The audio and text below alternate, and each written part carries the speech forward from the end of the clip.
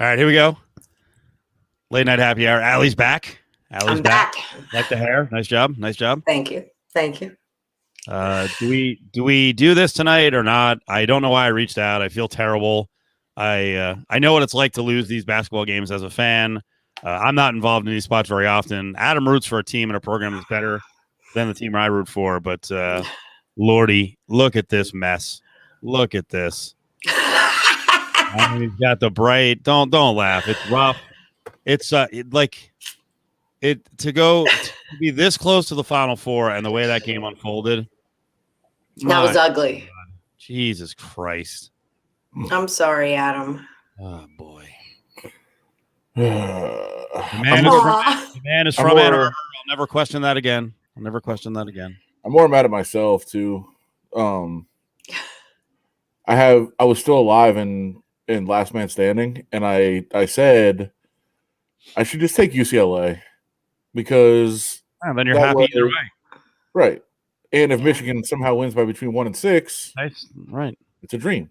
Yep. But me and John loved USC today. Loved them. That was a disaster. So not only get knocked out and lose the chance at the 42,000, but yeah, I could have just taken UCLA. I still would have been miserable. Yeah, of course. There's that. Before we get into both of the games, I don't think both games were bad games tonight. So I thought the second I do. was a good game. I know I lost every bet I made, so I wasn't happy about that. I didn't. Oh, you didn't? So why did you thought they were bad? Did you watch them? Yeah, I watched both. I had Zags in the under. I had UCLA, and I had Michigan going over, so I did get that wrong. I had some good NBA tonight too. My big loss that I had a future on freaking Oregon State to win the Midwest region, and it was 20 to pay just about 2,500, and then they go up against my college that I went to, and I got in this horrible who do I root for thing, and then I lost. So, and then now my next future, the other one I have is Baylor at 6-1, and they're playing my Houston again. So it's just not good. So Adam, what happened? Especially down the stretch. I don't understand. I was confused by a lot of things, but I'll let you go. Just couldn't make a shot. I mean, there's not much rhyme or reason or mystery or, some people criticizing some of the shots they were taking. Like, no, they were taking good shots. They're at the rim. I know. They were all at the rim. Layups, and people are like, I saw people like, why is this Mike Smith guy on the floor? Well, because he's a fucking good player. He's been good all year. Point guard all year. Why did he take that shot? I mean, he's a 42% 3-point shooter in the past. His three was a great look. It was a great look. I'd rather have him taking the three than Wagner was. I mean, the last one he took almost wedged, and the other one, the late game before that he took was an air ball. Yeah, and he struggled, and then we get the offensive rebound on that, and then I think there was just panic that there was less time than there was. And dude, what is Brooks doing? He thought it was the end of the game. 6 seconds left. I know, he's like doing a fadeaway flip. I'm like, you can't see the clock. Go up. You got to have some awareness. You can't see the clock from there. I think he thought, hey, if we're taking the shot from that far out, it's probably right at the end of the clock. And he just gets the ball and flips it up, and he could have just turned around and laid it in, and I'm sure he'll be regretting that for a long time. But man, I'll tell you, I was going to say the other thing is, I think Hunter Dickinson's pretty good, but I don't know if you have to run the whole offense through him. That said, UCLA, outside of Riley, has no bigs. So Dickinson kept getting the ball deep, and then, when he would go up for the shot, it would be something soft. Dude, you grab 2 rebounds the whole game. Go up and smash people in the face, draw fouls, or dunk it. He's trying to be all finesse. Finish. Well, and there's not a – I mean, basically they just – John, I know John was laughing about this with me too. We were watching the first half of the game together. But literally there was no such thing as a foul in the game. The first half, they went 16 minutes. There was 4 fouls called total. And so I think the players were like, all right, there's not going to be a foul, which is cool. But then they called a touch foul 45 feet away from the rim. I lost it. Because it was so irrelevant to the play. It was just an inbounds pass or whatever. But now you're sending the message again, are we calling fouls or are we not calling fouls? We're allowed to brawl, and okay, cool. We can do whatever we want. We can fight. punch, tackle, claw, no fouls. But then we're going to call a touch foul 40 feet from the rim. And again, it was irrelevant to the play. It was late in the first half, but I was like, okay, well, here we are. And late in the game, I thought that was I don't even know how to describe it. I think one of the plays you're talking about is Dickinson was fighting for position. He had the ball. He was backing down, and the defender, and I can't remember who it was for UCLA, just got out of the way and like tripped him.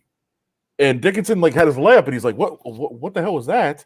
And they're like, "Oh, I think him falling down really threw him off balance." Like, yeah, it did. Of course it did.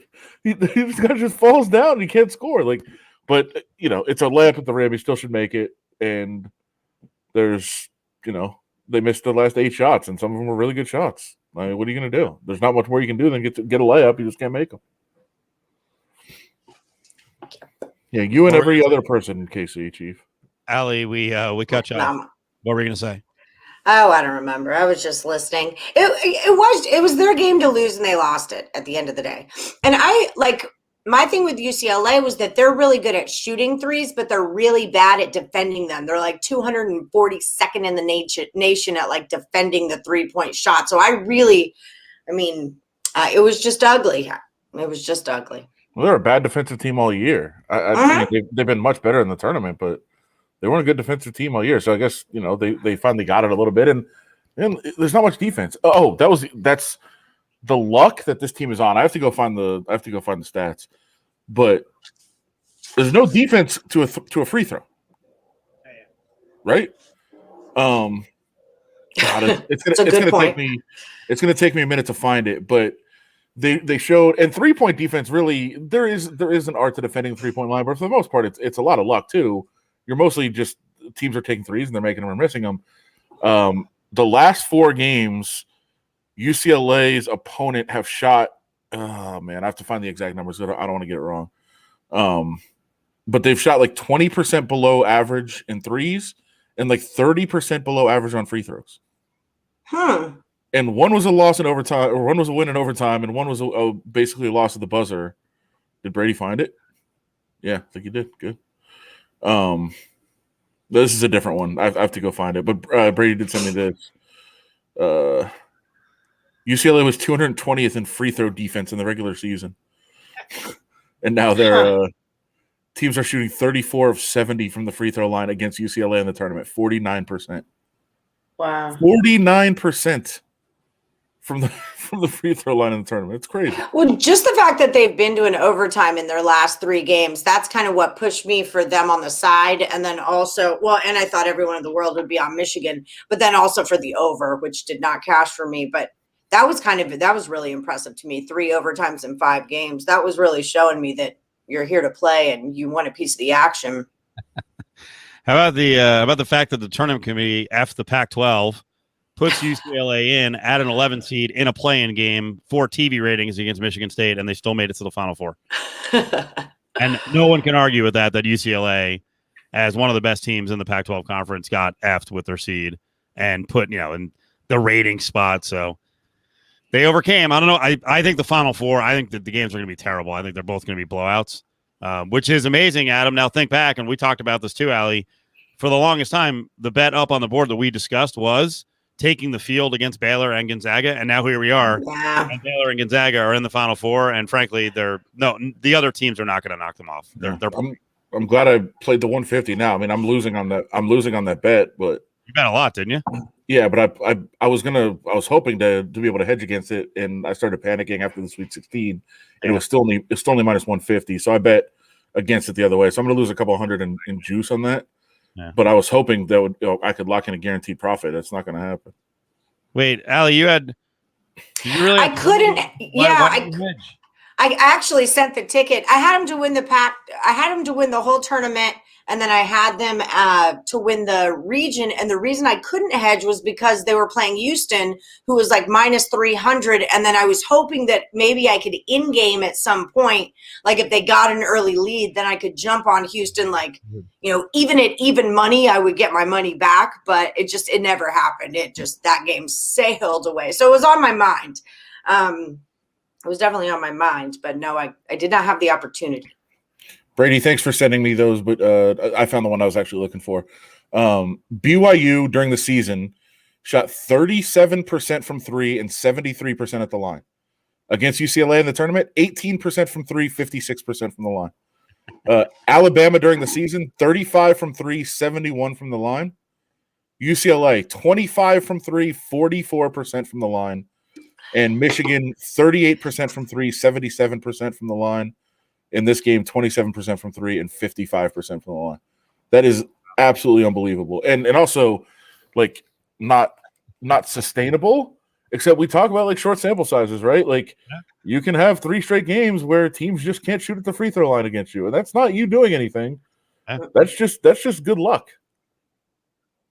And Mick Cronin, this is his first year there, right? Yeah, he's replacing Alford, who's at Reno. Yeah. And look at Musselman go in his first year. The second year. Second. It is second? Okay, never mind then. And Musselman second year. Which never mind that. Oh, it's because of the pandemic is throwing me off of things, I think. But yeah, I'm with you. It should be brought up that one, Mick Cronin is an enemy of UNLV fans for jerking UNLV around for 10 days. In the end, I don't really dislike Mick Cronin. Everyone's an enemy of UNLV. But Cronin didn't take the job. Chris Beard took the fucking job, and Otzelberger took the job, and they bailed. But that's a topic for another day. But everyone likes to mock on Alford, and I think there's some people in the chat right here who didn't think Alford was the best match for Reno.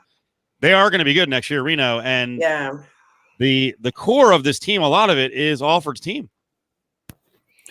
Well, I don't know if you know if any team's going to be good next year. I was impressed with Nevada this year. Like I said, I'm not an Alford person. I really thought this was going to be like a total crap show, and I was really impressed with Nevada. So I'll say it. I don't like them, but they did all right. Why are we not going to have any good teams next year? No one's playing? No. I said I don't know if we know who's going to be good and who's not going to be good. Like, every team's going to be different. Yeah. Well, just look at this year. Yeah. We're already past 1,000. I mean, we were talking about maybe 1,300 in the transfer portal. It could be 2,500. Yeah, I think Reno's roster is set though, so they pushed good players out because they're so set. Yeah, for now they're set.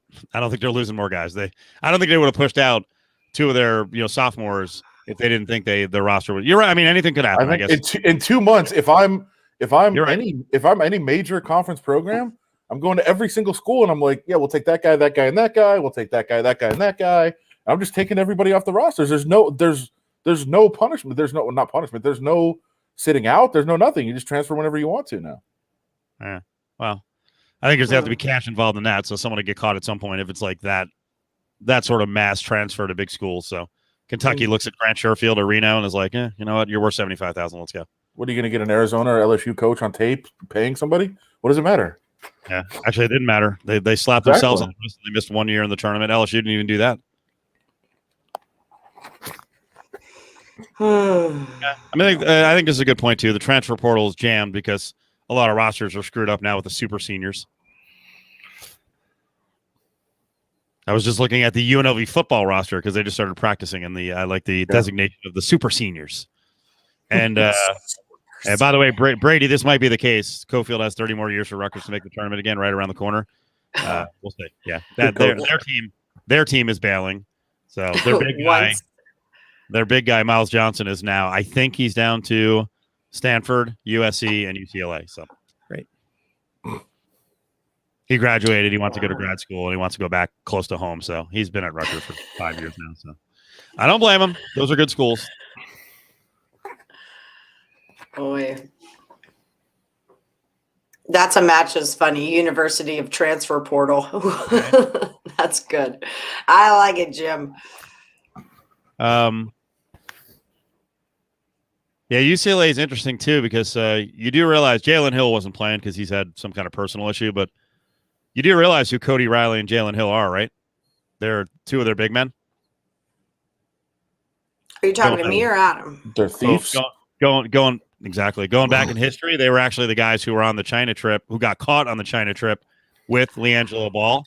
Were they? I did not know that. They never get mentioned. They got suspended for a season, so that's quite a journey through college basketball. Seems like it was so long ago. Yep. Wow. Yeah, that's a good question. Do you believe in Juwan Howard now? Believe in Phil Martelli. I believe in No, Javon. but I think he's doing a great job. But Yeah. there was nothing he did. He didn't do anything wrong. Yeah. I know. I got some criticism from some other people that cover college basketball that were DMing me and pointing out some mistakes late in the game by Jawan. But I don't think they were necessarily mistakes. I don't like. So Mick Cronin goes zone on that 0.5 seconds inbounds play. Everybody in the world knows he's going man to man coming out of that. And I think Michigan drew up a man-to-man play coming out of that. Like you're not going to stay in a zone after you show it, and then have a timeout where there's no more timeouts. So if you're going to switch to man-to-man, that's pretty obvious. And I don't think Michigan was caught off guard by that. And there's definitely a debate to be had when you get the rebound with 6 seconds left. Do you call timeout and set a play, or do you just kind of go on the broken play? I usually prefer to go on the broken play and not call a timeout, but they chose to call a timeout and reset. I don't know that that's a mistake. I just think it's a yeah. I wasn't excited about the hire, and then I was excited after they announced Martelli was going to be an assistant. You're excited about their recruiting and their ability to be a good transfer destination. Yeah, I thought he'd bring in players, but I didn't know. I didn't know he'd be able to do it that quickly. And listen, it sucks. Does anybody think if they had Isaiah Livers, they would have lost today? Like, no, I mean, they would have won the game clearly. That was a huge difference maker. And I know today in my chat, they have been playing well without him, but in these big games, you really need that guy. You need your point guard. You need your vet. I thought everyone shrunk in the moment. I don't know. It was just weird. The fact that they started just feeding Hunter Dickinson every time down the floor. It's like, come on, guys. Other dudes step up. Let's go. It was working for a while. Well, it was in terms of the looks, but they just couldn't finish. Physically, UCLA looked like they wanted it more. They played more aggressively. They brought rebounds down. They just looked, and neither one of them shot fantastically, but UCLA just looked like they wanted it more to me. Michigan was just playing from behind. Yeah, that's how Michigan got back in the game. Was Dickinson scored like three straight possessions. Yeah. So I think they wanted to keep it going, but he started, he missed a couple at the rim, and they started, sending extra bodies and just. But I thought it would have been nice if Wagner could get to the lane a little more. He's kind of settling for stuff on the outside. So he tried his the one move where they go dribble handoff at the top, and he tries to turn the corner, and he just flipped it up at the rim and it didn't go. High off the glass, yeah. And there was so many offensive rebounds that were not converted into points. It was like rebound board, put it back up, rebound board, put it back up, rebound board. Now the other team has it, and here we go down the court. That was so frustrating to me. There's a point where I just stopped watching. I was frustrated. And I was on UCLA. That's the bitch part. But I was also on the over. So I was just frustrated with that whole game. I was rooting for Michigan. Don't get me wrong. I just wanted points. Is there a number out yet for the game? Yeah. Gonzaga, UCLA? It opened 13. It was 14.5 within seconds. So incredible, isn't it? And then there was buyback at 14 and 14.5. So I think it's settled at 13.5. Who I'm going to start this now. Who can knock off Goliath? Who's going to take out? Who is? I think Baylor has a shot, but who is going to knock off freaking the evil empire? I mean, the team that matched up the best was Illinois. I wasn't thrilled with Illinois all year. Sucks that they had an off day. I felt like Illinois all season, like I believed in them more than I should have, because I really liked them. And then I don't know, they didn't do it for me. I wasn't surprised to see them go. Wow. They just didn't do it for me. 14. They were hot and cold. Now Gonzaga's minus 190 to win the championship. You could have got them, just a couple days ago before the Sweet 16. I think they were plus like 150, 140, something like that. 190. I just don't like Gonzaga. I just never have. I don't know, but if UCLA's doing all that magical stuff to teams that they play, maybe they could do it to Gonzaga. You never do know. Yeah. Gonzaga shoots 8% from the field. Yeah, I don't know, man. I'm not a favorite player, but that one, I'm not comfy laying 14 either. But I could easily see it being freaking 18 to 22. Where UCLA probably, I could see UCLA getting off to being down freaking 50 to 31 at the half. Whatever, 46. 25 at the half. God damn, they're good. Jesus. They really are. And it's like, excuse the poem, but like Mark Few is due. You know, it's just he's been there so many times and he's really worked hard at assembling this program. And as much as I don't like Gonzaga, I think this is really their year to take it. And especially with all the blue bloods being gone. I mean, this is their tournament to lose with really no. Oh, hold on a second. They are a blue blood. They're the blue blood. Oh, easy. They are. Easy. No, I'm not going. I'm not going there. You don't have to. It's a fact. Yeah, I'm not going there. They're out recruiting the biggest schools in the country because they're doing what the big schools have always done. Yeah, but to me, blue blood refers to like, to me, it's something like you need more years. Like you're not old enough to be a blue blood. I get that. Is how I feel about it. People have to adjust their mentality. They're not the little engine that could stuck in Spokane. They've been in the tournament. Oh no, I don't think anybody thinks that. I don't think anybody thinks that. I think there's a lot of people don't watch enough basketball in the West, and they're like, oh, Gonzaga, the schedule. Like, stop talking about the schedule. All right, they have a slew of freaking top 100 players on their roster. They're one of the best international recruiting programs in the country. They're a monster. Well, why that is too, right? I mean, that's kind of a like the international recruiting thing is actually kind of bullshit, and they probably should have been called out on a long time ago. Of course. Completely unregulated. Yeah. Well, and they developed doing it that way. They put in a program at their school to teach foreign language to non-English speaking students just so they could recruit kids that don't speak English. Yep. I mean, I don't think that's the worst thing that a school ever did to get students there, it's though. It's pretty fucking shady. And like to just do it for that reason. We'll teach you English, really? Like not buy you a Beamer, but we'll teach you English. Yeah. No, I see what you're saying. No, touche. That's a good point. Yeah. At least they're learning a lot. Oh, they do that too, though. They do that too, though. Yeah. But no, we're supposed to be an academic institution, right? And we're gonna create classes just so we can get recruits that other schools aren't allowed to get. But it's happened outside of the Blue Bloods team. Schools have popped up because they started doing what the Blue Bloods were doing. Sure. Yeah. Georgetown made itself into a power by going next level recruiting, beating out the traditional powers, and also augmenting every once in a while internationally. Part of that next level recruiting, though, is having Patrick Ewing. Well, of course, yeah, that's what I was talking about. Okay, I'm not. There's also landing Dikembe Mutombo, which, that's brilliant. I smile every time his Geico commercial comes on. Great, freaking! He makes me so happy. I used to wear his shoes in like 6th grade. I had Mutombos. Greatest. I love it. He's knocking down the Geico letters. It's great. Not by today. The way, to the Truth from Duluth comment, most of the year guys speak English better than we do. Like, no, I've been covering the West Coast Conference tournament for 20 years, whatever it is, 15 years, it seems like. And I can't even tell you how many times I've asked to talk to a guy and they're like, well, his translator's not here. Like, wait, the Euro guys like Domantas Sabonis and Rui Hachimura? Exactly. Well, Hachimura didn't speak English. I'm referencing the Euro guys. That's right. That's not where I said international. I didn't say Euro. Right. And like Petrasev. Right. Yeah, Hachimura didn't speak English at all. And Domantas Sabonis is an American, so I mean, that's different. But yeah, it's whatever. I mean, it is what it is. But it's the people that look at them as, oh, this underdog story. Like, no, they're cheating just like everybody else is. They cheat like everybody else is. And they're also brilliant at They're also brilliant at using the transfer portal. Mm-hmm. So they needed some help before the season, and this is what Oregon does, and we've seen BYU do it in the past. There are certain schools out there like, it's June, and they're like, hey, we need a little bit of help.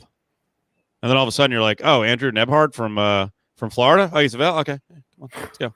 Yeah. What? You just add a 6'5" wing from the SEC? Sure. Everyone wants to play in Spokane. And they're so good and they're so deep that Julian Strother from Vegas at any other probably, I would say any other freaking top 40 school would probably be playing 20 minutes a night, and he can barely get on the floor. That's how deep they are, and they're set for the future. So it's crazy. So crazy. I don't think any of us are rooting for Gonzaga, but It's pretty undeniable that this team is. Yeah, it's taken 18 or 20 years to build this thing to this level. They're a freaking juggernaut. My God, they're impressive. They are. It's unfair. That's someone in the chat was asking why I don't see why anyone hates Gonzaga. Just from like a handicapping perspective, it's always a big number. Yes, they can almost always cover it. Like, do you want? But I don't want to lay it, and I don't want to fade them. So it's just like they're a non-team for me. Like, I'm not going to lay your number. I don't want to fade you. That's just how I feel about it. So you're kind of off my radar. But Gonzaga is great to watch. They're great to watch for. Well, first of all, they've got to be killing the books because sharps want to freaking keep taking the dog, and it's like they just keep covering. So the public loves Gonzaga. From the show that I do every day, the public's all over them. So, I mean, we see these cases come along, and then everyone who's in the industry or making picks and likes to play dogs, we're all like, it's going to end. Casuals, squares, playing Gonzaga, they're winning. So maybe you should change. So I should have laid it tonight. I was an idiot for thinking that USC was going to compete, and they didn't. Yep, me too. Well, also, I mean, and for as good as Gonzaga's offense is, it always is. But the thing that did it today was Gonzaga really defended. I mean, they really committed on the defensive end, and that was something that they've been able to do here and there. They've been okay. I know their defensive efficiency numbers are really good, but they just haven't looked like they've defended at that level. And today they just decided to, and it was over early. And I also it wasn't like they were ahead, but Gonzaga reacted much, much better to the dead ref than USC did. What does that mean? So the ref that died on the court and then came back to life or whatever happened there, USC had just gotten their footing under them. Like, I think Gonzaga was up 7, but it was 7-0. Gonzaga or USC had turned it over like 4 straight times, and then USC made a couple shots. They played some good defense. Gonzaga scored again. I think they were up 7 when it happened. But like USC, you looked at them and they were like, "What just happened? What is going on?" And I think they were thinking way too much about the slow start and the ref. And then I think after the ref was taken off the court, it was like a 12-0 run, like right away. And USC looked like they'd been hit by a truck. I don't think Gonzaga did it on purpose. And by the way, if you watch back the possession before he passed out, he was really struggling. Oh boy. Yeah, I went back and watched it, and the possession before he's bouncing around, he looked like he was about to pass out, and then he got through two more possessions and then just went right out. Yeah, why didn't he go to the hospital? That's a good question. I would have at least taken him and checked him out. I mean, I know they have medical staff on site, but man, at least take him in there. I saw Barkley saying that at the half, and then the entire TNT crew just started mocking on him. Like, okay, doctor. Yeah. Might be onto something there. I mean, he's not being a doctor. He's just saying, like, hey, maybe we should go get him checked out. Like, maybe we should have a doctor check him out, is what the prognosis is, or what the diagnosis is that he's saying. He's not saying, hey, I know what's wrong with him. He's saying maybe we should find out what's wrong with him. Sister Jean crapping on the ref. Yeah. He was embarrassed for the ref. He lasted multiple games, never passed out. It's funny. So, Allie, what have you been doing? What's been going on the last couple weeks? It's been busy. I mean, my morning wood show is obviously we're kind of on fire right now because it's March. I did meet and greets at the Office Bar. Naked City Pizza donated pizza to us for the first week of the tournament. And I know, right? I know a guy over there. Yeah. For us. So I did a meet and greet on the first weekend of the tournament, and then just for Sweet 16, I kind of rolled down there also, and just been watching a ton of freaking basketball. And I've had friends in town every weekend, so a lot of busyness. The kid had his last week of the third quarter, so finishing up all the school, and now he's on spring break. So just been rocking and rolling, man. Just doing my thing, doing my thing. What? Well, what are you laughing at? I'm laughing because I literally said they were up 7 when the ref went down. They were on a 5-0 run, but USC was finally starting to get their feet under them. And this guy goes, they were up 11-4. They were on a 5-0 run. Fake news. Literally what I fucking said. I'm so mellow down. You're angry. No, Don't yell at the people. I'm sick at fucking the people on Twitter today are driving. There's 2 in particular that troll me all the time, and they are driving me fucking nuts because they won't they will never respond. I'm willing to engage in conversations, and they won't fucking respond to the conversation, and it drives me goddamn nuts. And he literally pointed out exactly what I said, literally the word for word what I said. It said fake news. Jesus fucking Christ, man. We have it on tape, guy. Yeah. All right, we have it on tape. Now you poked the bear, Wally. Now you've poked the bear. Here we go. Adam, let's watch the language. Yeah. Careful, you could be judged by anyone. You never know. You never know who's watching. Let's be on your best behavior, okay, please? Oh my God. The finish line, okay? Keep it together. Yeah, don't let that's when There we go. happens on my show all the time. Like, I'll give out 3 picks. 2 of them are right. 1 is wrong. And then the next day, there's always like 3 dudes that are like, did you know that pick was like, I fucking knew that pick was wrong. Yeah, of course I did. I bet on it. I told you to bet on it. I showed you a whole piece of paper that I did telling you why you should bet on it. Yes, I'm aware that pick is wrong. But you didn't give me a pick. Like, I don't think it's fair that everyone thinks they're a genius after the fact. So I feel you, Adam. Those idiots can really get a hold on you, but you're better than that, man. And we got to do some like woosa with your earlobes.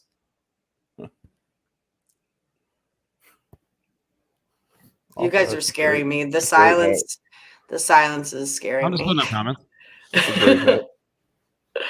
I wish I knew that Allie was doing a meet and greet. I think I could have convinced you to that guy who offered you a job 3 weeks ago. You should have said, you know what? I'd like to talk to you. Why don't you come down to the office bar? And then I want nothing to do with that guy. Point to all your friends at the office bar. That would have been trouble. After you tell them the story of what he said to you. Good luck getting out of there, brother.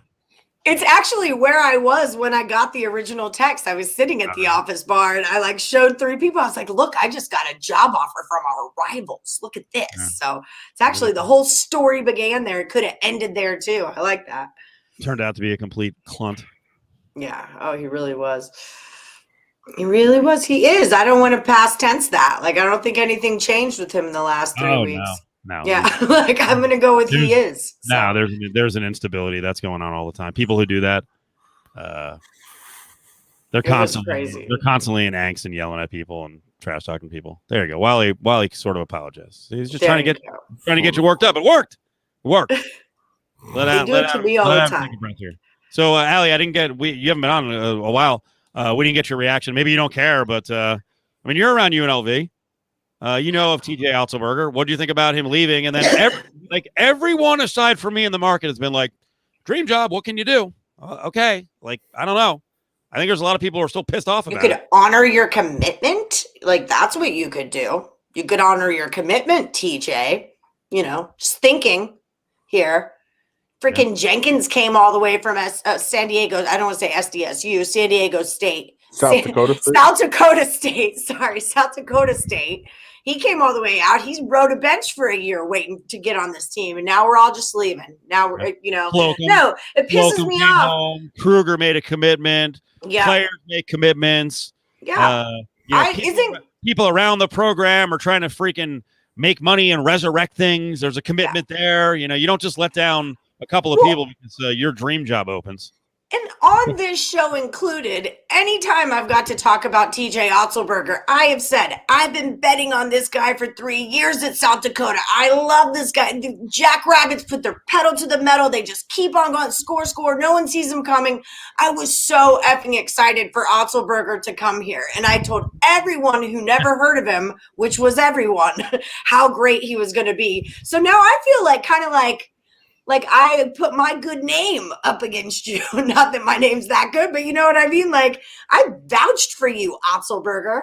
And now, I don't know. I don't think it's cool. But Kruger's the coach. Kevin's the coach now, right? Is that what happened? Or is it just interim? Kevin Kruger's the coach. He's a coach. I like that. He just hired an assistant. One of his buddies is working for Lon Kruger. So he's coming over. They worked together for 3 years at Oklahoma. Yeah. So. Good start. I don't like Lon Kruger, though. I will say that I don't like Lon. I've never liked Lon. Oh, my God. Here we go. This is a first. I don't. The uniqueness of Allie. Go ahead. What's the problem with Lon Kruger now? He bothers me and he's the coach of Oklahoma, and I'm from Texas. And He retired. He He bothers me. Yeah, I know. I celebrated. It was like the one good thing about Otzelberger leaving. I was like, well, at least I don't have to deal with that Kruger guy anymore either. I don't know. He just bothers me. Kruger, what is happening? Why do I have to like everything you guys like? You don't. You guys just have a weird, creepy vibe, and he just has that vibe, and he's just like the nicest guy ever. Bugs me. He bugs me. That's so awesome. But I do really like Kevin, so I hope Kevin does a great job. I don't know why it didn't transfer to his son. I think my first year of doing stats for UNLV, I believe, was 2006, and it was Kruger was the coach, and Kruger was the player. You're breathing all over your microphone. Well. Huh? Quit breathing on things. We're hearing like I can't even do it. Yeah, I'm pissed off about something. So. Oh Jesus! Okay, we'll mute your mic for now. He's in timeout. He's going to calm down. See, I don't know why. Kirk said he's committing to Juan's Flaming Fajitas. He'll never freaking bow out of that commitment. So you are a special guy. I don't know what it is about him. I just did not like him. Now I'm getting requests to put you in the green room for a timeout. I could pee anyway, so sorry. You got to give your opinion. Whatever vibe you have, that's fine. I don't know. That's a good point. Yeah, let Adam breathe on the microphone. He had the stones to come on here. If after the second round of the tournament, if someone had asked me to come on after my game, forget about it.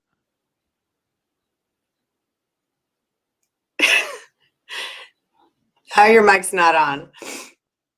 Well, in defense of UNLV, they had an aggressive schedule this year. It got destroyed by COVID. So they were supposed to play definitely UNLV and Cal. Was there a third Pac-12 team on the schedule? There were a lot of other teams that schedules UCLA got destroyed by COVID. Like I'm not giving that to UNLV. I really wanted them to be good this season. They weren't that good this season. That's just what happened.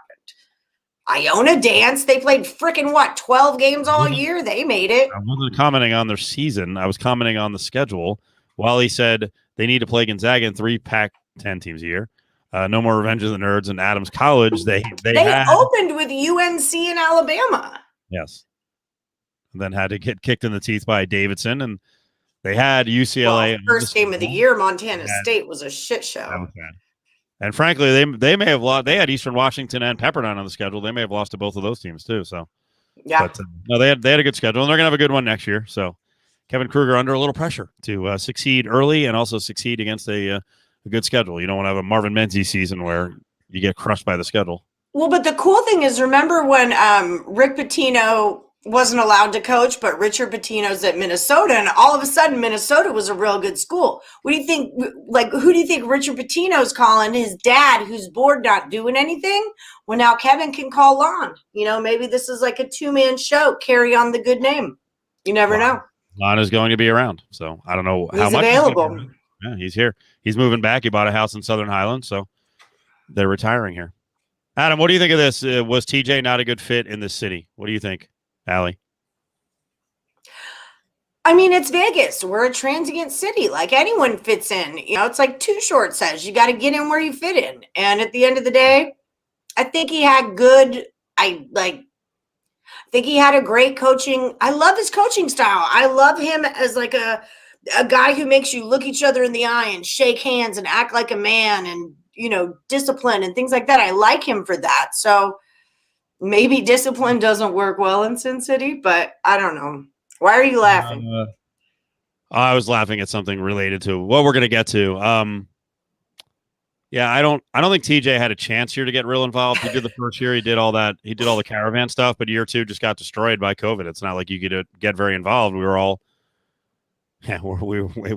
shut down. And Brady with a good point. It's a transient city. He fit in great. He came, he stayed a bit, and that was it. He's out. Perfect. Yeah. Not sure anyone fits in.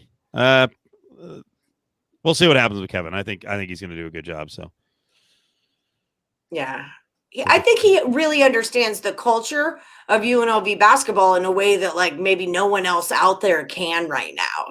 He's kind of got a niche spot or a niche resume. No, I think he understands the challenges, and I think he's got a pretty firsthand look at what's happened even though he wasn't here the whole time. But a firsthand look at what's happened like the last 5 years because of a lack of continuity, no consistency with players. And the other thing is UNLV basketball is a hard sell now for tickets. They have competition. So the city freaking blew up a lot of it with major league sports and good major league sports. So he knows he's going to have to be out there working in the community to get people back, and he's going to have to put a winning team on the floor pretty quickly. And I think that's a lot of why,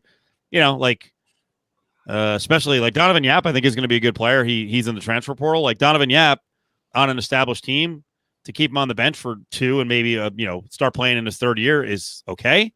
But when you need to win now, you don't have that many spots to be freaking having 4 developmental guys on your roster. So it's also why people that are like, he knew he was leaving the whole time. He knew he was leaving as soon as Iowa State is open. Eventually, he didn't know he was leaving this year. He was building his team for the future.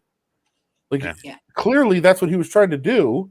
So for people that are like, he knew he was leaving. No, he didn't. Adam, I'll also say, I think as a staff, and the buck stops with him, they misjudged some players they brought in, right? Martinez was way far away from being able to play. I also think he misjudged the Mountain West Conference, that you could carry like 4 developmental guys on the team and you'd be fine in the Mountain West Conference. Like I know people mock on it all the time, but it is a conference that is deep with experienced teams and experienced players. Yeah. Like you can't jerk around with freaking that many guys who can't play in your roster and only go 8 deep. And then Marvin Coleman got hurt. So whatever. No, Adam's not drunk. Someone's asking if he's drunk now. He's bummed because Michigan lost. Adam, what do you think of the stuff today with David Jenkins reacting to Mike Romala saying that Otzelberger basically told him, "You're out of here. I don't enjoy coaching you anymore." That was at some point during the season. Bischoff glommed onto it, and then Jenkins tweeted at both of them, "This is not accurate. This is false." I mean, I completely believe it. Yeah, it's a really weird situation. Obviously, somebody, like, we talk about this all the time. When reports get out and somebody says, "Oh, that's not true," or it's fake news. Like, Mike didn't make it up. Like, this is not a figment of Mike's imagination that he decided to print in the paper. And by the way, especially if the 2 idiot fucking trolls on Twitter are watching, if you see a story in the newspaper of anything, politics, sports, whatever it is, it's not just made up. Even if it turns out to be not true, it came from somebody. Somebody within the program told Mike that story. And so, like, if you want to believe it's not true, then fine, whatever. Go ahead. But it came from somebody. And maybe they were wrong. Maybe they were mistaken. Maybe they misinterpreted how the conversation went. Maybe, like, T.J. Otzelberger told somebody that he told Jenkins that. And maybe he really didn't. That's possible, too. Like, all those things are possible. But this didn't come from nowhere. Like, this was actually told by somebody in the program that this happened. So it actually makes sense that it happened if you followed the team and paid attention to the team and saw that David Jenkins was in the doghouse for much of the season. And clearly there were some issues between Jenkins and Otzelberger that we talked about repeatedly. But we thought, I won't say we, I'll say I thought that they have a long-standing relationship and that this was just kind of, like a father-son type thing where you get mad at each other sometimes and you move on. It seems like it was more serious than that. Like, I don't think we're going to see him at Iowa State. Oh, David Jenkins? Yeah. No. That's my guess. But call it fake news all you want. Yeah, no. I mean, it was one thing to follow him after, like, playing I keep wanting to say San Diego, South Dakota State, and then, like, almost beating Reno at home that year and having a really good run and going to the dance and following him out then. But you can't follow him after that year with UNLV, and especially if there's all the beef that they're saying. Yeah, I don't think when reports come out, I don't think it's fake. It's sources oftentimes come from different perspectives. Sometimes stories are told, and then that might be the fifth person who heard it. Sometimes recollection of what happened may get strayed a bit, strained a bit. And even like Doug put up Matt called TJ a fraud. And it looks that way to me. I don't know that TJ was a fraud. I think Matt talked to at least one person around the UNLV program who didn't like TJ, but that's, I don't think he's a fraud. That could be any workplace. You could talk to 3 different people, at a workplace and ask them about someone, and you could get 3 different stories depending on their experience with the person. Of course. Yeah. I'm sure there are people at UNLV who are like, yeah, you know what? I like TJ. He treated me with respect. And I'm sure there are others who are like, listen, I didn't deal with TJ that much, but I could see where TJ, when people who are around him are like, man, this guy, because like that is it. Like every once in a while, you'll catch him in a jokey mood. And it's almost a little bit shocking because he'll come at you and be sarcastic. And you're like, where's this coming from? But most of the time, he is not like, he's not. I don't think he was walking around UNLV and like, hey, what's up, everybody? How you doing? Like most of the time, he's like, fuck, I got to work, I got to win, I got to work, I got to win. And there's a lot of people like, dickhead, can't even say hi. Like, yeah, that's the way some people are. But that bothers people. That can bother some people, and other people get it. And if you catch him, in more moments where he's super focused and doesn't care to talk to anybody, well, then maybe you have a bad impression. But I get that mentality too. It's kind of like leading by example. He is dealing with a lot of young kids that are in Las Vegas, and he needs to show them that this is work time. Playtime is later, and this is work time, and it is serious. And there's money on the line. There's reputations at stake. There's your future as a student athlete and a professional athlete on the line. So it is work time. I get him. Like, I got him. I get it. I got it. I know it's good. But I could see how he could rub people the wrong way. I liked that kind of. I like the strictness of it. So there's that. Oh well. He's gone. Now it's on to Kevin. Now we'll see what kind of roster Kruger can put together. If any of the guys that are entering the transfer portal will change their mind and come back, who knows? He may have 10 new players already lined up. So I know they're working on a bunch. And we'll see what happens with Bryce Hamilton, because that's the next one that everyone's watching. That would not be good to lose your 18-point per game score. Wonder if he sneaks some of Oklahoma's recruits over there. Oh well, there's a Jalen Hill who's from Clark, in particular. Yeah, who Kevin actually recruited to Oklahoma, and now Kevin's here, and one of the big assistants from Oklahoma is here. So you would think they would have a shot at getting Jalen Hill to come back home, and he's got 3 years of eligibility left, so that'd be cool.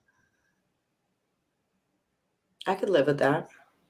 Okay, I need a 5-minute break. I'm sorry. Okay, good. All right. All right. So Allie had an impression of Lon Kruger, right? I don't know. She said he was creepy, which is bizarre to me. Let's get to the story of the night and the interview of the night. Matt Gaetz.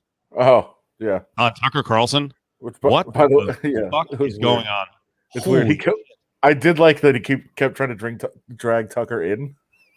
Well, you know what? I have the video. Tucker's like, whoa. Well, the great thing is, I think Tucker was like, we'll let you watch it here. I think Tucker was like, all right, I want to do what I'm supposed to do for the cause. And this guy's kind of a star. And, he's one of these smart ass, douchebags who's always out, tweeting and, stirring up shit. I swear he does more of that than freaking actually doing his job. Yeah. So the allegation is what now? Because he's always had this weird thing hanging around him with this kid that he says is his kid. He's in his 20s now, right? Yeah. He wasn't when they started hanging out, but I think he's now like 22 or something. Right. So that's always been weird. Like, okay, what's the relationship here? So he goes on Tucker Carlson to defend himself now. Nestor, yeah. Be nice to Nestor. So what's the deal here? It's a 17-year-old girl? Yeah, I haven't got to read all the details on it yet, but allegedly it was, he was traveling her around and bringing her around. And based on the interview on Tucker, it seems like the allegation, not the allegations, it seems like this was just his girlfriend, because he says to Tucker at one point, you know her, I brought her to dinner with you. Like, whoa. And I think that's part of the time where Tucker was like, dude, no, stop bringing me into this. And I will say, I don't know if you have the part where Tucker came back from interview, but that, like, the best part of the whole interview was when Tucker went to commercial and came back from the interview. And he's like, well, that was one of the weirdest interviews I've ever done.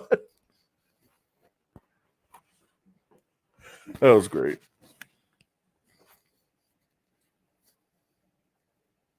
But there's also, I don't know if you're talking, you're muted. Sorry. The other thing that's weird in this, and I have all these videos, is that Tucker actually stays straight faced as he's being looped into it. And then finally he reacts. I'm like, dude, are you not listening to what he's saying about you? No, he's not straight faced. Look closer. Really? Yeah. It's very subtle. We can see in his face, like, dude, what are you doing? Right? All right, here we go. So this is part of it. And I believe we are in an era of our politics now, Tucker, where people are smeared to try to take them out of the conversation. I'm not the only person on screen right now who's been falsely accused of a terrible sex act. You were accused of something that you did not do. And so you know what this feels like. You know the pain it can bring to your family. And you know how it just puts people on defense when you're accused of something so salacious and awful. But it did not happen. It is not true. He Adam, his face, he his blinks face like 9 times. he No, just he keeps blinking. He's like, okay. But you can tell he's like, why are you bringing me into this? That guy is a strange guy. I don't know who he talked to, who he consulted. Clearly an attorney did not tell him to go on TV and do this shit. No. But he's completely bizarre. He's been so conditioned that all you have to do is say it's fake and the media's out to get you and all this other stuff and it's fine, that he thought he could just go on TV and say this. Well, he's wrong. And trying to roll another dude under the bus with him as much as I dislike him. I only know what I've read in the New York Times. I can say that actually you and I went to dinner about 2 years ago. Your wife was there and I brought a friend of mine. You'll remember her. And she was actually threatened by the FBI, told that if she wouldn't cop to the fact that somehow I was involved in some pay-for-play scheme, that she could face trouble. And so I do believe that there are people at the Department of Justice who are trying to smear me, providing for flights and hotel rooms for people that you're dating who are of legal age is not a crime. And I'm just troubled that the lack of any sort of legitimate investigation into me would then convert into this extortion attempt. I don't remember the woman you're speaking of or the context of it, but yeah, it was like Tucker's like, what are you talking about? You mean, wait, Matt, are you afraid of that little girl you brought to dinner with you? Right. That's wait, so you were dating her? Because that's what you just said. Yeah. It's so insane because it is almost so perfect too that he's like the darling of the Q community, and this is exactly what they're supposed to be about, right? Like there's a cabal of these powerful politicians that are actually child molesting sex traffickers, but it's really you. Yep. Hey, we had lots of members of a particular church, mine, that for years and years and years, annihilated homosexuals. And it's like, what was going on this whole time? Why were you guys so gung-ho to go after people? All right. Freaking bizarro. All right. Here's a little more. Again, I really saw this as a deeply troubling challenge for my family on March 16th when people were, talking about a minor and that there were pictures of me with child prostitutes. That's obviously false. There will be no such pictures because no such thing happened. But really on March 16th was when this got going from the extortion standpoint. So it just seems as it went along, he was offering up more information. Like, I don't even know if people knew, like, what are you talking about? Yeah. There's a lot of hamana in that interview. It's insane. Yeah, no pictures unless there's still shots from the video because I did take video. Jeez. Tucker's face is priceless. And it is true. The the Pro Martini making a comment that he was the only no vote on a sex trafficking bill. Goodness. You tip your head. Was much? he really? That was really a thing? I thought someone No. was just saying that. No. Oh my gosh. No. Tucker's like, wait, we're never talking about that dinner again. Tucker's like, can I get in trouble for having dinner with that girl? Right? What are we doing? Don't bring me into this. No. Get my name out of your mouth right now. Yeah, I thought she was the hostess. Yeah. She wasn't a child prostitute. I didn't pay her. Not a good excuse. Did they go eat at that Pizzagate place? Is that where he met her, maybe? Comic ping pong. Oh, boy. Yeah, poor Matt Gates. Poor guy. Poor guy, yeah. Aww. By the way, just because it reminded me too, because I was so angry. But one of the obnoxious trolls on Twitter that I've been fighting with tonight is you're very familiar with him. He's the artist for the Trump 2020 campaign or whatever he is. He multiple things. First of all, he refers to me as a fraud because I'm not a fan of Las Vegas sports because I cover them. Like, I don't know what that means. Bro, who's a fraud? You have post after post after post after post of pro Matt Gaetz and anti-child sex trafficking. Like, who's the fraud, bro? And he has said so many times to athletes, stick to sports on Twitter. And his latest art project is about Herschel fucking Walker, the most non-stick to sports person of all time. So again, stick to sports means stick to sports and political opinions I agree with. That's all stick to sports has ever meant. Well, I think that you not backing Las Vegas sports just makes you an unbiased journalist. That's what and I said, in my opinion. I said if you do follow reporters that are fans of the team they cover, stop following them. Yeah. It took me a long time to get on the UNLV bandwagon. I had to work there a long time to become like a fan of UNLV. Well, to treason. I agree with you on some level, but like I've always said, like, I'll never block anybody, I'll never mute anybody, and I will engage with people, but just be honest about what you're engaging with. The other fucking idiot who is like time and time again said, why didn't you report that Josh Jacobs' accident happened as he was leaving the team plane? And clearly the team got him drunk on the plane and he crashed. Well, and I've responded multiple times. I didn't report that because that's not what happened. And then he just keeps going again and again and again. Why won't you report it? You're saving the Raiders. You're bailing them out. You're covering for them. It didn't happen. It didn't happen. So why would I report it? It's fucking annoying.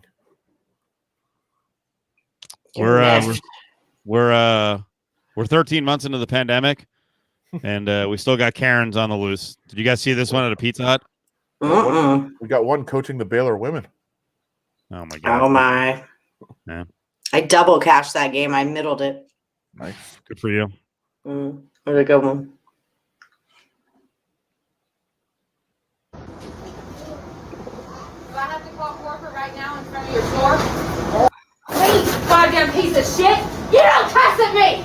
Get the fuck out. I'm calling the cops. Yeah, you go ahead. Cussing at me! I'm gonna fucking call your manager.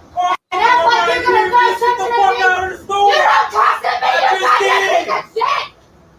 I can't do anything if you're going to be yelling about me behind the counter. Corporate number for Pizza Hut.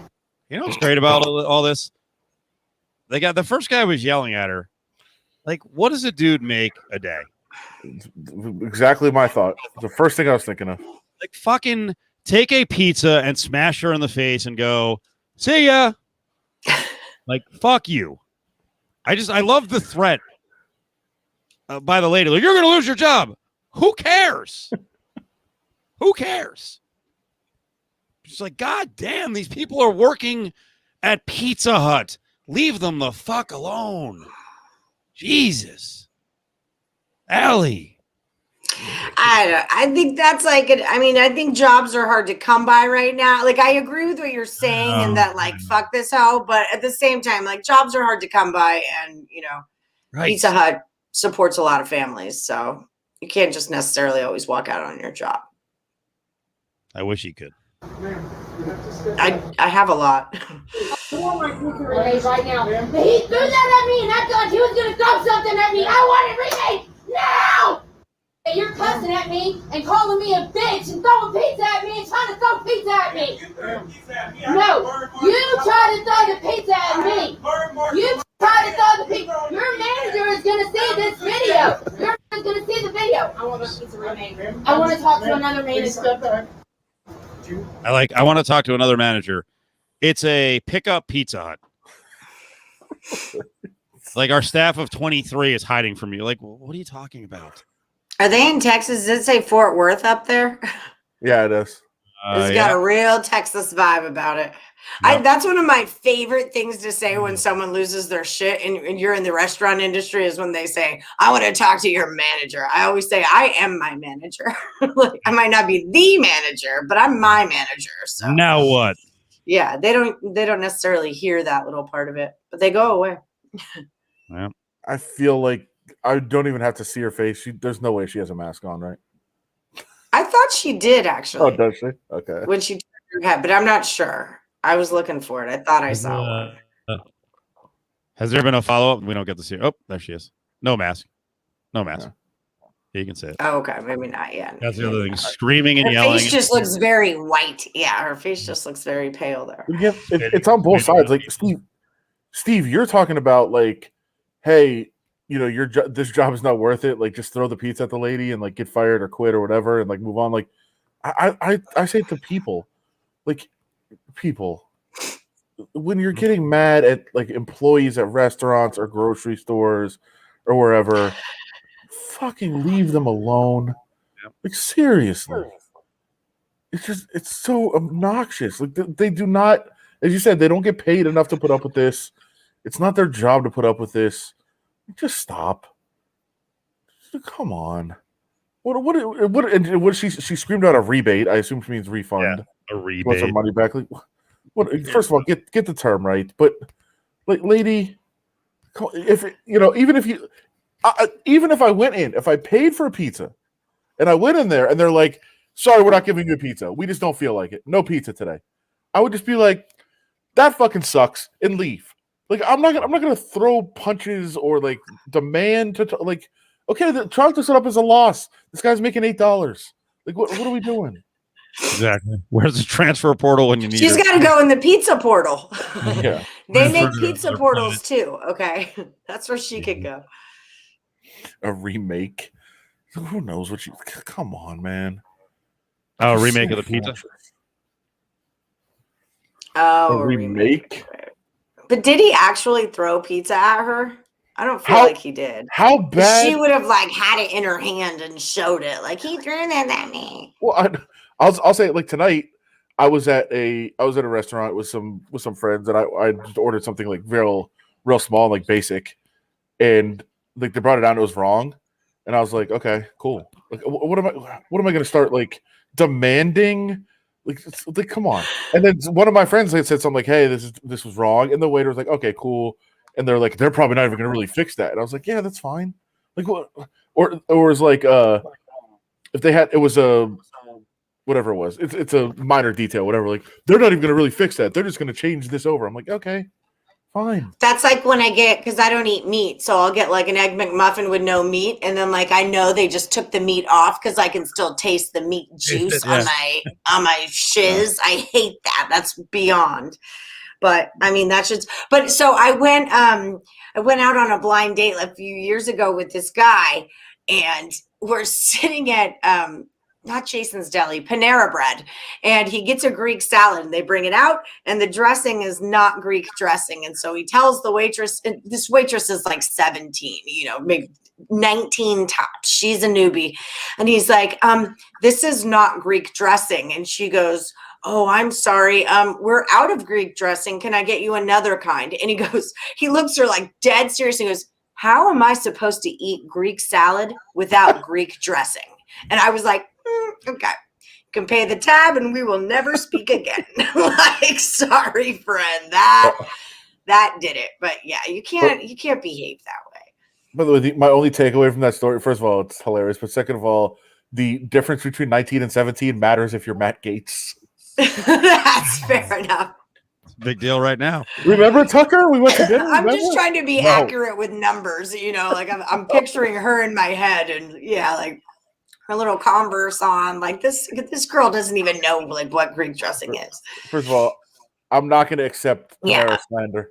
I will not accept Panera slander on this timeline. It's a great. Well, deal. it's a comfortable like lunch spot to meet somebody. It wasn't like a blind date. It was like a friend of a friend, but we had just never met, but we had talked before, and text and stuff, and it was what it was. But yeah, it was like a comfortable, mellow, like we're not going to get cocktailed up. Let's see, if I want to hang out with you for more than this 30, 45 minutes here. Yeah, I was reading a follow up on this. The answer was no. The employee said that she threw the pizza at him. He's like, "What are you talking about? I have a burn mark right here." And because she threw the pizza, that's why she wanted a remake. She wanted the pizza remade. Okay. Like, just leave. You're not getting another pizza. Come on. Clump portal. God, that would be packed. That would be. And you need like the Staples Center for that. Would be the size of the clump portal. And in that case, not gender specific. So everyone. Yeah, no, not at all. Everyone can go to the Clunt portal. Yes. This is a safe place. We are equal opportunist or equal opportunity as far as who clunts are. So, Allie, one of the topics of the week on Cofield & Company we started yesterday was what are we calling it, Adam? What is it going to be? The vaccination. It's not your passport. By the way, I overreacted to this. Okay. So what is it? So I am for it, but I did have some people point out some things to me. So I was like, okay, you're right. Basically vaccination passport would be Vax passport. Yep. My interpretation of it would be, hey, you've got it's something you can attach to your passport and you can travel internationally and be like, hey, you're free to go wherever you want to go now. And I know they're using that in some places. The EU is implementing it right now. I think the US is looking at trying to do it in terms of traveling, but they're also talking about, basketball games, baseball games, like sporting events, concerts, things like that, where you have like a card. Oh. We have a card and say, hey, I'm vaccinated. I can do what I want to do. I can go out and about. And my initial reaction was fucking wonderful. Let's go. But similar to other things, there's a reason that I don't want this. And right away I said, yes, let's do this, because my thought is the people that are not getting vaccinated, fuck them. They stay home, and if they're choosing not to get vaccinated, fuck them. They can be left behind, and you can choose to live in your home and not go out and not be vaccinated, and that's fine. But you're not going to ruin everybody else.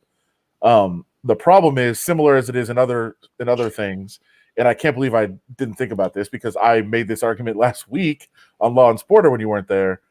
I don't believe access is equal to everyone to the vaccination. Now, Justin and Dan even more strongly fought back against me and said that it is. But I don't think access is. First of all, I don't want a card. I want actual electronic.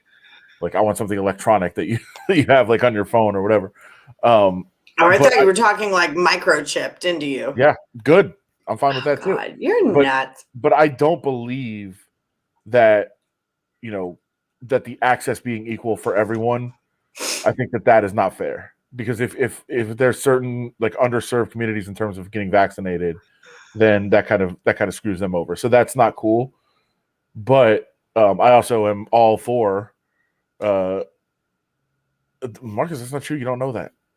So he says if you've already have it, you don't need to be vaccinated. We don't know that's true. And in fact, there's been many cases of reinfection. Believe me, you're talking to somebody that had it, so I'm aware of this. I had it and I got vaccinated because I am aware of many cases of people that have been infected twice, that have gotten it worse the second time, and the natural immunity doesn't last as long as the vaccinated immunity in testing. So I'm getting both. And yeah, as Pro Martini Maker, 90 days is about what they think is about the limit on the natural antibody. So yeah, everybody should still be vaccinated. But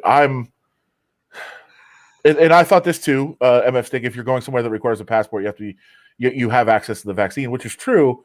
But I'm not saying it as a vaccination passport, like traveling country to country. I mean, that's part of it, but I'm saying you get something on your phone where you can now go to concerts and hockey games and soccer games and basketball, whatever, sporting events, concerts, shows, restaurants, all that stuff. You can go, and if you're not getting vaccinated, if you're choosing not to, then stay the fuck home. And you have every right to not and say, hey, I don't want to. Fine, that's fine. Just like school, you need to be vaccinated to go to school, right? Okay. You can stay home. Get homeschooled if you want. Don't go out to restaurants. Eat at home. Don't go to concerts. Don't go to theaters. That's fine. So I'm all in that. But I do think until it's fairly applied in terms of access to the vaccine, I do have a little bit of an issue with it. But that'd be my only issue. In terms of if people don't want to get vaccinated, then that's fine. They just stay home.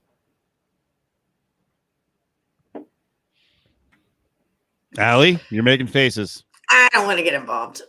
This is why we do the show. I'm not ready.